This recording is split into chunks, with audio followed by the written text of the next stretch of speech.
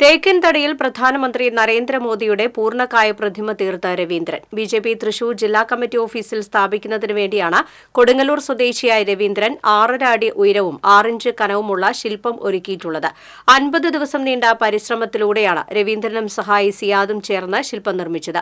ശ്രീനാരായണപുരം ശംഖു ബസാറിലുള്ള രവീന്ദ്രന്റെ വീടിനോട് ചേർന്നുള്ള പണിശാലയിലാണ് ശില്പം പൂർത്തിയാക്കിയത്. 3 ലക്ഷത്തോളം രൂപ ശില്പത്തിന്റെ നിർമ്മാണത്തിന് ചിലവായതായി രവീന്ദ്രൻ പറഞ്ഞു.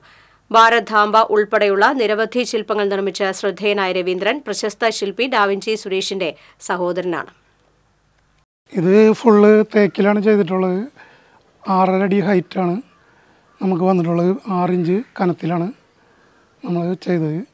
ഇതിപ്പോൾ ഒരു മാസം 2 ആഴ്ച വന്നതിൻ്റെ പണി തീർക്കാൻ വേണ്ടിയിട്ട് തൃശ്ശൂർ ജില്ലാ പ്രസിഡന്റ് പറഞ്ഞിട്ടാണ് നമ്മളിത് തയ്യാറാക്കിയിട്ടുള്ളത്. അവിടെ തൃശ്ശൂർ ജില്ലാ കാര്യാലയത്തിലേക്ക് വേണ്ടിയിട്ടാണ് ഈ മോദിജി ശില്പം നമ്മൾ നിർമ്മിച്ചിട്ടുള്ളത്.